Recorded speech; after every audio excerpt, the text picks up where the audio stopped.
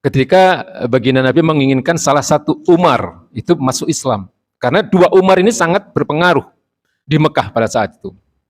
Ya, doa Nabi disampaikan di sini dalam hadis riwayat Tabrani, Allahumma ayyidil Islam, ya Allah, kuatkanlah Islam ini bi Umar bin Khattab, ya, dengan masuknya Umar bin Khattab, au bi Abi Jahlin ibnu Hisam, atau Abu Jahal bin Hisam, atau Umar bin Hisam.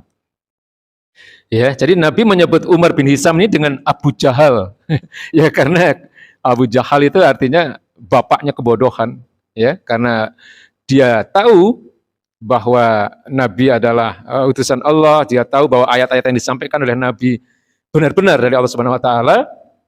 Tapi Abu Jahal tidak mau masuk Islam, maka Nabi menyebutnya dengan Abu Jahal. Tapi nama aslinya Umar bin Hisam.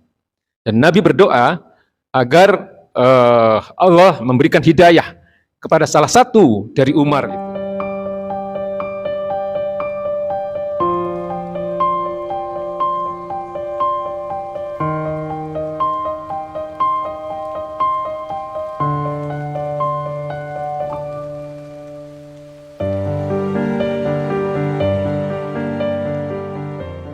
Ya, jadi tahap ini disebut dengan marhalatu tafa'ul wal kifah atau marhalatu tafa'ul ma'al ummah.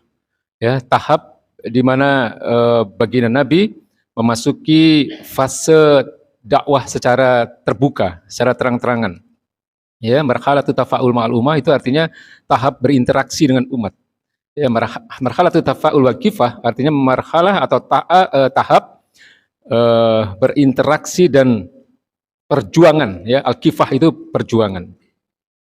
Jadi setelah 3 tahun Nabi berada dalam fase sirriyah atau berada dalam fase sembunyi-sembunyi, kemudian beliau memutuskan untuk terjun ke masyarakat. Ya, setelah 3 tahun itu, setelah diperintahkan oleh Allah Subhanahu Wa Taala melalui firman Allah di dalam surat Al-Hijr ayat 94, fasda bima tu'maru, sampaikanlah, ya, secara terbuka, secara terang-terangan, bima tu'maru, apa yang telah diperintahkan kepadamu, wa a'rid anil musyrikin, dan berpalinglah dari orang-orang yang musyrik. Jadi ini tahap yang paling keras, Pak. Ya, tahap dakwah Rasulullah yang paling keras ini adalah 10 tahun kedua di dalam fase Mekah ini. Ya, karena disinilah terjadi berbagai benturan, baik benturan pemikiran maupun benturan fisik. Ya, jadi karena pada saat itu opini umum di tengah-tengah masyarakat Mekah itu opini yang di mana berbagai kemaksiatan itu dianggap satu yang biasa. Ya, sebagaimana mungkin pernah kita sampaikan, ya, kalau ada anak perempuan dibunuh misalnya, lahirnya anak perempuan itu dianggap sebagai aib, ya, dibunuh. Kemudian aktivitas perekonomian atau aktivitas perdagangan yang penuh dengan kecurangan, ini sesuatu yang biasa. Lalu yang paling yang paling merusak itu adalah ketika Masjidil Haram itu dipenuhi dengan berhala-berhala. Ya, di mana berhala-berhala ini mereka anggap sebagai perantara, ya, doa-doa mereka kepada Allah Subhanahu wa taala. Mereka juga beriman kepada Allah Subhanahu wa taala, tetapi mereka mengimani untuk sampai kepada Allah Subhanahu wa taala itu melalui berhala-berhala itu. Ya, Lata Uzzamana itu yang terbesar. Ya, jadi ini disebut dengan Sira'ul Fikri, ya, perang pemikiran, atau kita sebut Ghazwul Fikri. Ya, jadi pada masa itu juga terjadi perang pemikiran, Pak. Ya, selain juga terjadi berbagai macam bentuk kezaliman fisik yang dialami oleh Rasulullah dan para sahabat. Jadi benturan pemikiran yang sangat dahsyat pada tahapan dakwah ini adalah karena memang masyarakat Mekah secara umum belum bisa, ya, menerima Islam, belum bisa menerima dakwah baginda Nabi besar Muhammad SAW karena opini umum yang menyesatkan tadi. Ya, dikatakan di sini pemikiran yang rusak itu sedang mendominasi masyarakat Mekah, dan Allah menyebutnya sebagai kehidupan yang berlandaskan hukum-hukum jahiliyah. Ya, afa hukmal jahiliyati yabghun. Allah mengatakan begitu kan? Apakah hukum jahiliyah yang mereka inginkan? Waman ahsanu minallahi hukman. Siapa yang hukumnya lebih baik daripada hukum-hukum Allah Subhanahu wa taala? Ya.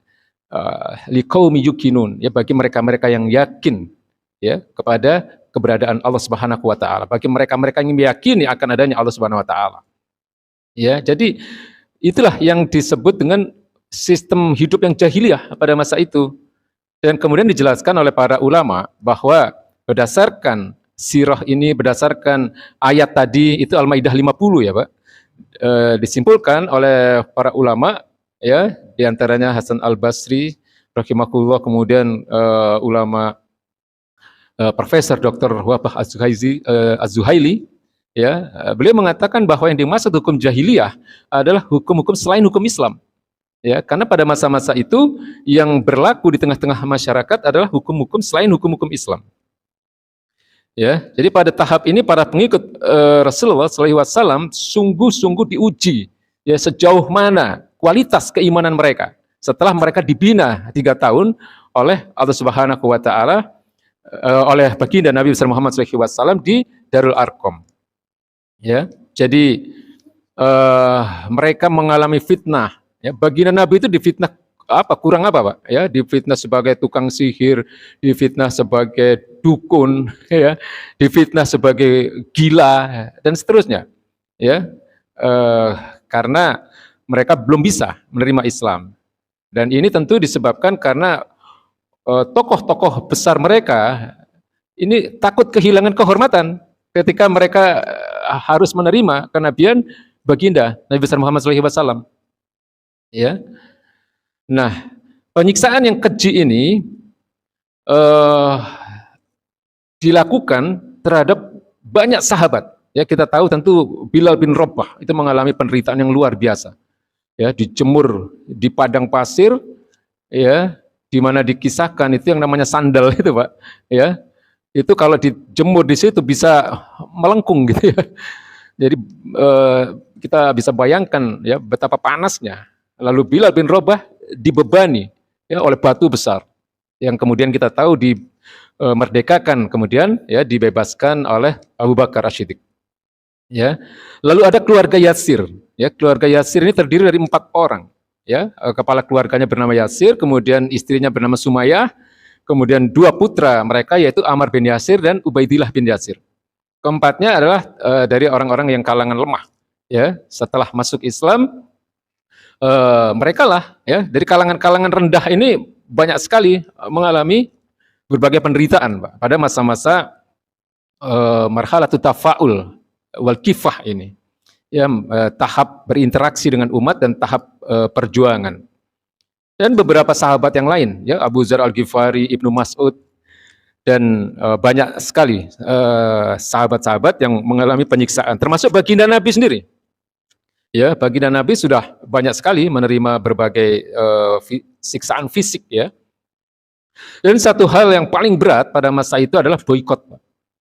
Ya, jadi yang diboikot bukan hanya baginda Nabi dan para sahabat yang sudah masuk Islam, tapi yang diboikot itu seluruh Bani Hashim.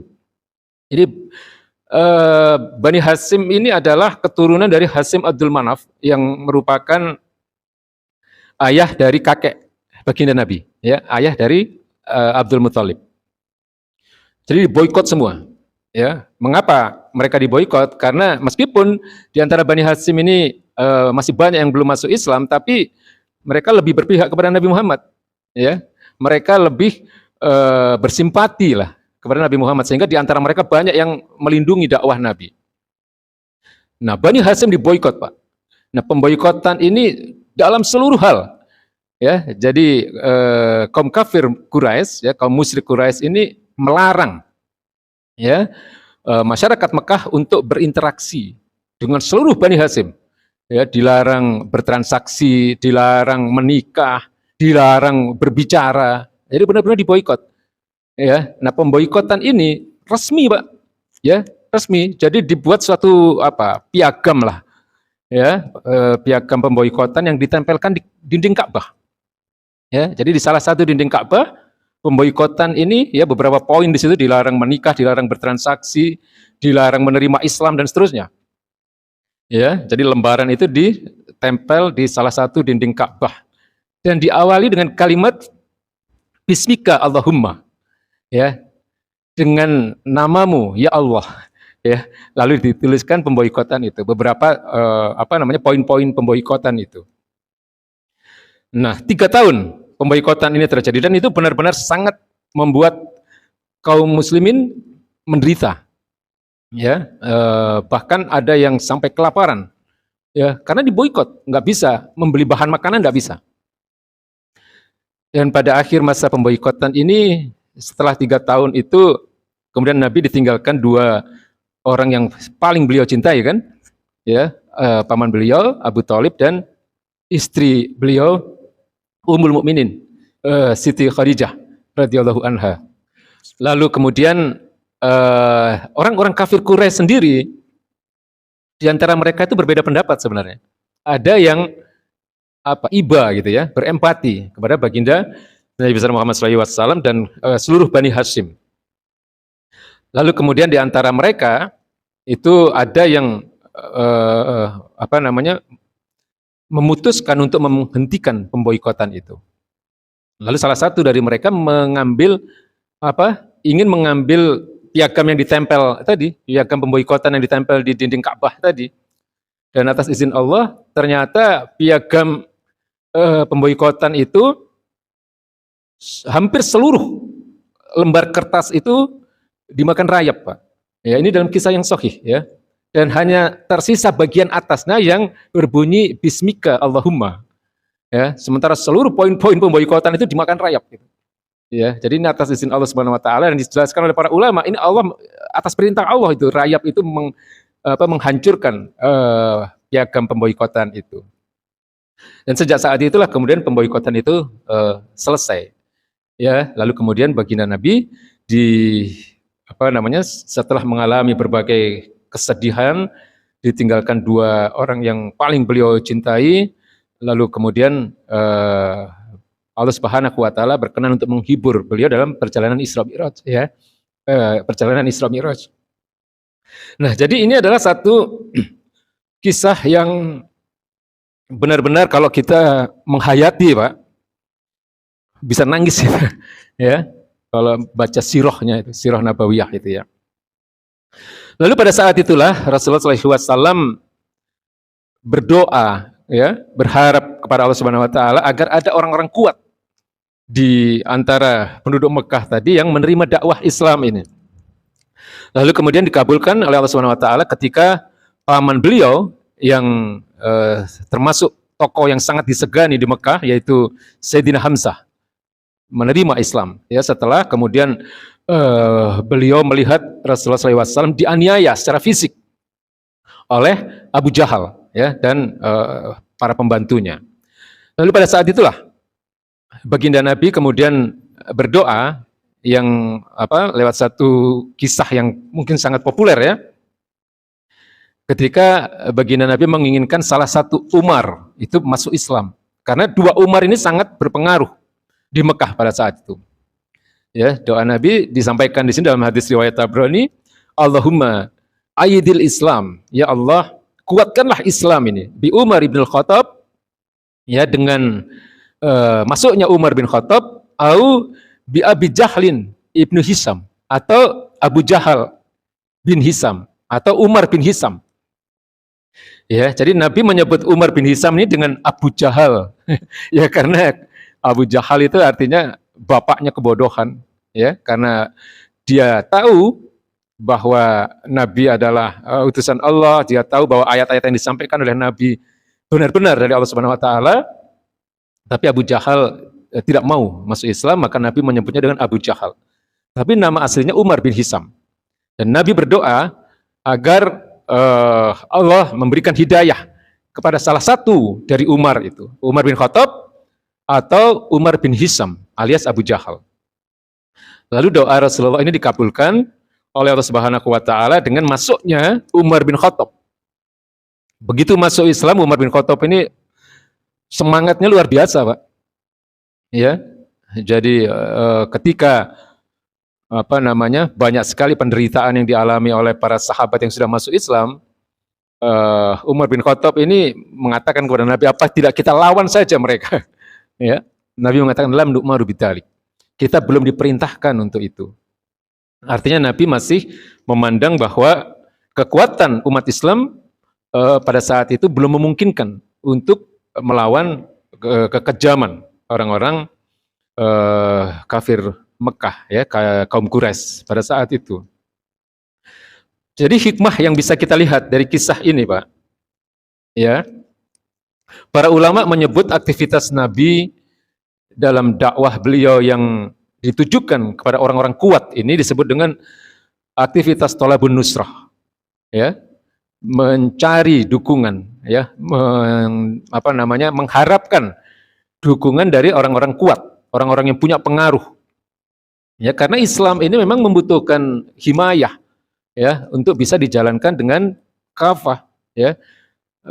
Himayah itu artinya perlindungan, benteng, ya, junnah, sehingga syariat Islam bisa diterapkan secara utuh, ya. Maka Nabi itu bukan hanya mendakwahi orang-orang lemah, tapi Nabi juga fokus kepada orang-orang yang punya kekuatan, ya.